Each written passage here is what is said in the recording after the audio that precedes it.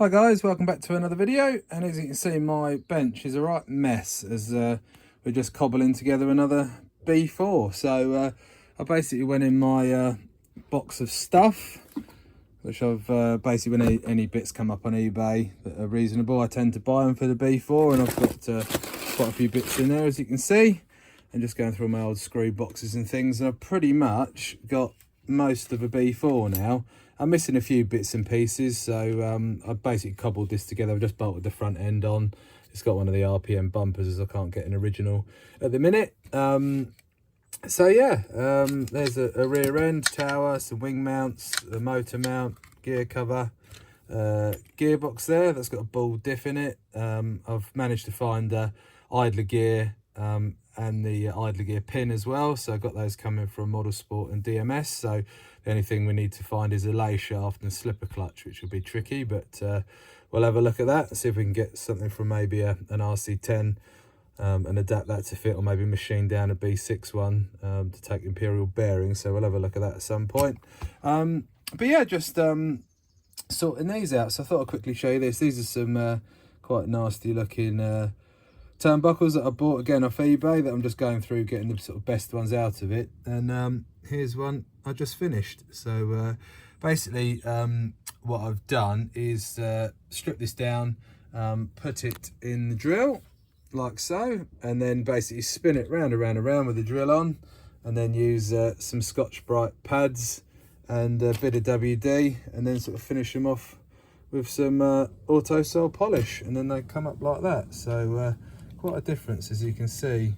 And yeah, they look great, you know, for sort of 5 minutes work. They look spot on. So I'm going to get the rest of them done now, and I'll sort of show you the process in a minute. So basically I chuck the turnbuckle in the drill there, put it onto a high speed setting, and then basically whiz it round, and then whilst doing that get the Scotch-Brite pad on there, and then basically work it up and down, which looks a bit dodgy, and then till it's basically shiny enough and clean. These flats, you can get them a bit with this, but just be careful if you are doing this, because this can grip and fly off, so just watch your fingers. If they're not coming up that well, you can use a bit of emery cloth with a bit of WD-40 on it to act as a lubricant, and again you can get the sort of worst rust off like that. And then we'll get them on the polishing wheel in a minute. So I'll just crack on and get this one done and sort of show you when I'm halfway through. Right, so we've done that half there, which looks a lot better. So that's basically just with the that one was a bit rusty, so I used this 800 grit first, and then sort of went over that, got the worst of the rust off.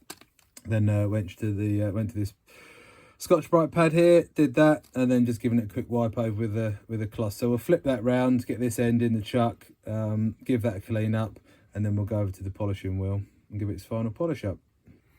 So that's the turnbuckle done. Now I've just covered it in some auto sole, and then we'll give it a quick polish up. So we'll just fire this up.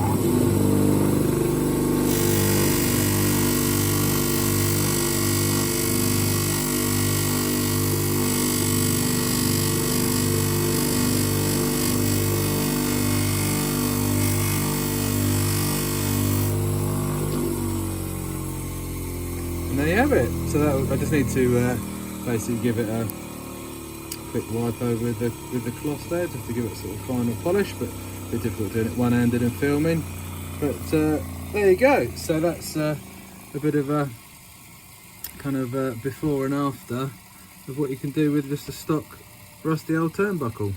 Anyway, I hope this little tip helped, and now we'll crack on with the rest of them and start getting that front end finished off. So there we have it. So just got all 4 of those done. Bit of GT85 on the ball cups there, just to give them a bit of shine. And that's the front end pretty much done. Obviously bar the shocks, which I need to buy a set. So if anyone's got a set of the V2 small bore shocks, let me know. I just need a pair of front ones to get the front end completed. But there you go. So I added a few stainless bolts, etc. I'll get a proper stainless steel screw kit for this car, but I'm just sort of doing a kind of mock build of it, and I need to try and find another alloy brace, as these aren't particularly strong, these ones. So yeah, that's looking really good. I'm dead chuffed with how these turnbuckles have turned out. So there you go, from that to that really. So it makes a huge difference with a bit of effort. Anyway, we're going to what I'm going to do next on it, probably start putting the back end together. So this was just a used T-plate and arms, and it's got bearings missing and other bits and pieces. So we'll strip this all down, get that cleaned up, and get that kind of bolted in the chassis, something like that.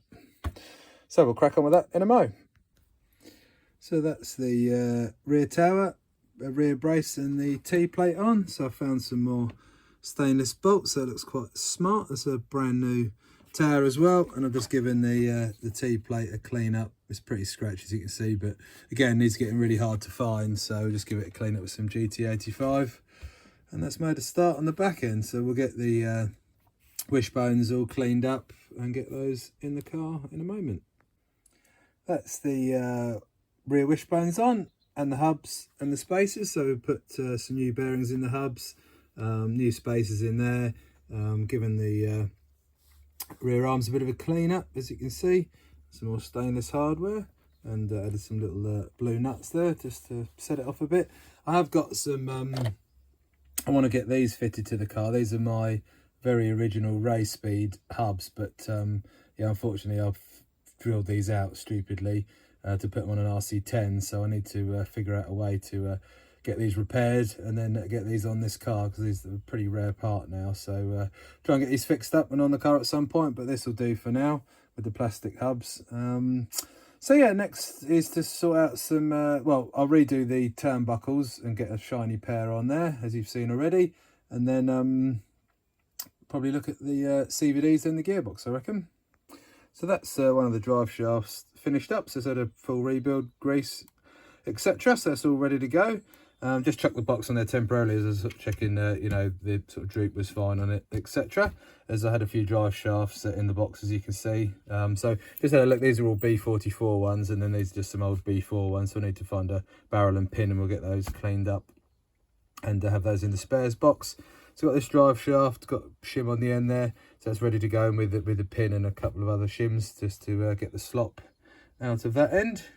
And then another couple of bits have arrived. So we've got a RW idler gear there for the gearbox, and an idler gear pin. So these are getting, well, both of these parts are quite hard to find, so these are kind of reproduction items, not genuine AE, but will certainly do the job, if not better, as that's machined idler gear, so that'd be good.